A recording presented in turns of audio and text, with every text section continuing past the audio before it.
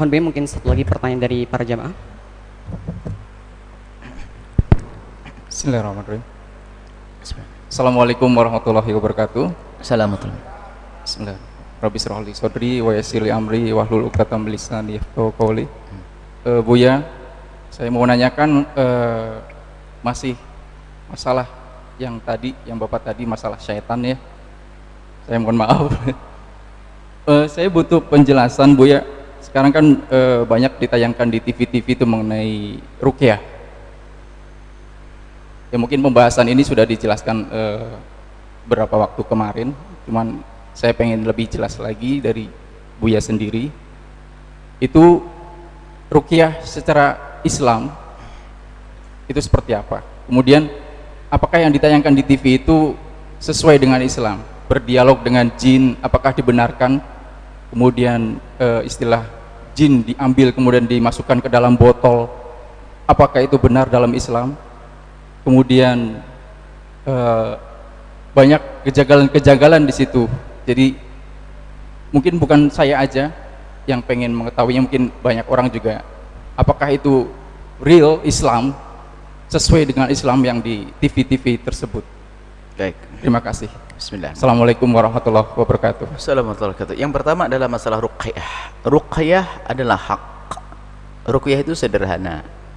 Ada dikumpulkan sama anak-anak ruqyahnya Nabi, kumpulan dari hadis Riyadhus Shalihin, sampai mengatakan hadhi turbatu ardina wariku ba'dina.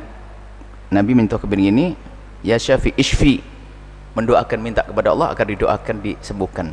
Kemudian diantaranya membaca surat Al-Fatihah. Itu ruqyah. Ruqyah itu nggak macam-macam kok, nggak ada embel-embelan ada jinnya 2000, nggak ada. Nah, tidak perlu ngomong di mulutmu ada ularnya. Wah serem banget ada ularnya, ada ular. Tidak usah aneh-aneh itu. Ruqyah ada orang datang kepada orang soleh yang lidahnya penuh dengan zikir, dia khusyuk kepada Allah, nggak pernah terlibat dalam dusta, kemudian dia tidak banyak dosa gede, kemudian dia minta mendoakan, itulah sebab kesembuhan.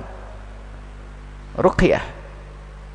Jadi ruqyah itu doa dengan membawa doa-doa yang diajarkan Nabi, dan doa yang diambil dari Al-Quran yang diajarkan Nabi. Seperti dikisahkan suatu ketika, yaitu ada seseorang mau masuk satu kampung. Kampung ini kampung asing, dilarang. Kemudian nunggu di luar perkampungan tersebut. Ternyata ketua kepala sukunya itu sakit, mengirim utusan. Lalu utusan ini ketemu dengan salah satu sahabat Nabi. Utusannya datang, adakah di antara kalian ada yang bisa ngobati? Oh saya bisa. Ini ada orang sok tahu. Saya bisa, yang penting bisa masuk. Setelah masuk ke dalam, ya dia baca Fatihah, sembuh. Karena sembuh, senang, disembelihkan kambing, langsung dipanggil ini rombongan tadi. Berita ini nyampe ke Nabi, ya Rasulullah, kami ini mau disuruh makan, tapi ini hasil daripada sahabat saya ini, sahabat kita ini yang sok tahu, maksudnya tiba-tiba baca Fatihah ngobati orang lalu sembuh. Nabi mengatakan innaha ruqyah. Itulah ruqyah, pengobatan secara syar'i, mintanya kepada Allah berkat Fatihah tadi, baca Fatihah, itu ruqyah.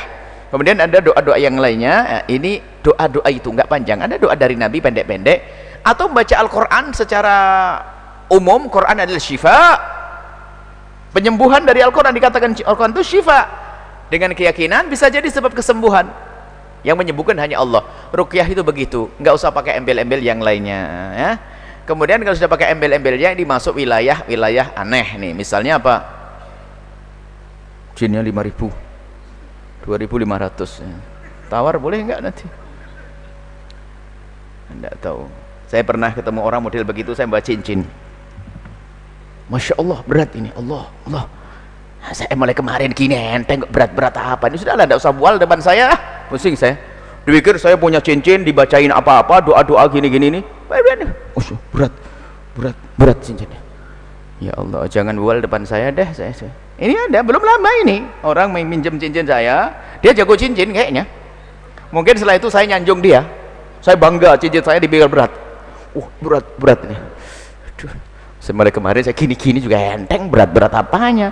Ini model pedukunan itu begitu. Nah, mungkin saya mau disanjung, Farhan senang, wah cincin saya berat, ada penghuninya, ini Aladin nanti itu. Ini model-model pedukunan begitu sudah. Jangan urusan dengan orang begitu. Ada ularnya. Ular tuh dibawa bata-bata, semak-semak, ular kok di mulut orang. Nggak usah aneh-aneh deh. Habis itu jual jin, taruh di botol. Minuman taruh botol, jin taruh botol gitu ya. Sudahlah, kalau urusan sama orang begitu Anda minggir saja. Yang bisa menjadikan ramai kan media. Apa sih yang tidak bisa dijual di media? Masuk ini, itu berpikir kalau tidak aneh-aneh bingung nih. Jual tanggap jin. Saya pesen 3 deh. Suruh jaga pondok depan sana. Berapa sih harganya? Kami yakin kalau ada orang jual jin untuk jaga pondok 3 aja taruh botol, nanti insya Allah ini patungan mau bayar kok. Mana yang jual jin? Aneh-aneh ini. Gak ada itu semuanya. Jual jin. Jangan bual deh, jangan bikin umat pada kebingungan begitu. Sampai di majelis ini ada yang tanya kayak begini nih. Jadi nggak ada ya, itu nggak ada jual jin. Kemudian apa lagi tadi?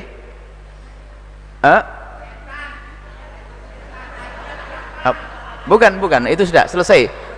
Saya sudah tutup, bidannya sudah kamu datang. Nah, ini yang baru ini. Tadi pertanyaan apa tadi? Ada jin dijual? Apa? Ruqyah di TV ya ada yang benar. Saya tidak pernah nonton TV itu, nggak tahu. Ya ada yang benar, ada yang enggak. Pokoknya kaidahnya begitu. Ruqyah itu sederhana. Misalnya mungkin bayi pun boleh.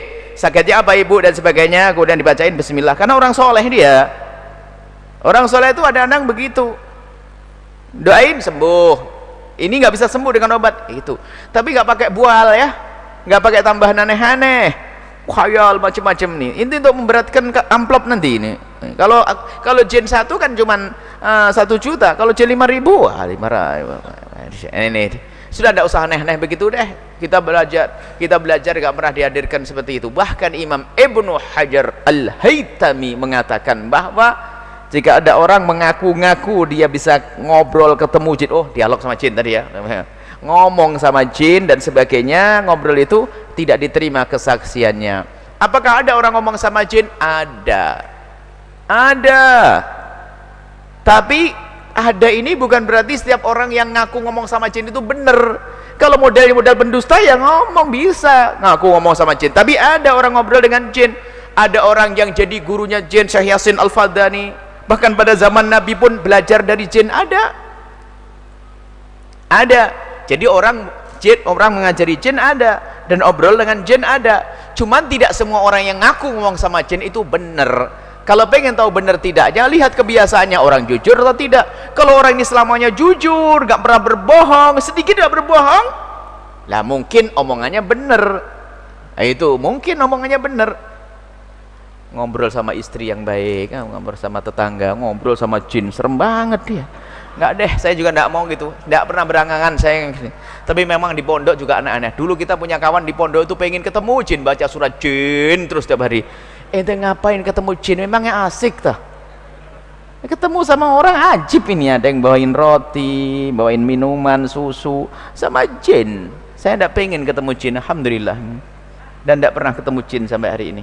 Nggak pengen ketemu jin. Kalau saya berangan-angan, kalau saya harus kerja keras, saya pengen ketemu Rasulullah gitu aja lah. Ketemu jin, ngobrol sama jin, nggak usah ya, ngobrol sama keluarga yang enak, selesai. Nah ini nih, kalau belajar di sini ya begini, nggak usah aneh-aneh deh. Takut masuk wilayah yang sangat dibenci oleh Allah, wilayah dusta, wilayah bohong. Orang mukmin itu mungkin bermaksiat, tapi tidak semestinya berbohong. Berbohong adalah simatul munafikin, kerjaannya orang munafik. Berbohong sekali berkembang. Ada seorang mukmin pernah melakukan pencuri, ada seorang mukmin lah, tapi mukmin tidak semestinya berbohong.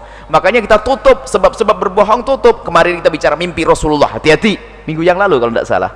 Awas, jangan sampai di pondok rame ketemu Rasulullah. Sak pondok jadi pendusta semua nanti. Ngaku-ngaku mimpi ketemu Rasulullah. Biar dibilang pondoknya pondok hebat, semua yang mondok di situ ketemu Rasulullah. Gitu. Hati-hati, akhirnya baik. Sama di Pondok Al-Bahjah, nggak ada orang lihat jin. Kalau ada santri di kamar mandi ketemu jin, tak bilang kamu jinnya. Itu. Alhamdulillah sampai hari ini nggak ada orang lihat jin di pondok. Macam-macam awas ya. Alhamdulillah nggak ada jin sampai hari ini. Pokoknya yang ngaku ngelwi jin bilang dusta dia. Tidak ada sampai hari ini orang ngaku jin. Pondoknya gede di pojok sana gelap, nggak ada orang ngaku jin. Tapi ada sebagian tempat jin terus setiap hari. Setiap malam ada jin. Setiap hari yang lihat jin. Yang banyak dusta. Itu yang saya pangkas. Maka saya omongan saya keras begini, pangkas. Nggak ada, jangan dusta. Jangan dusta, dusta itu besar di hadapan Allah. Jangan bohong. Selesai. Wallahu a'lam bishawab.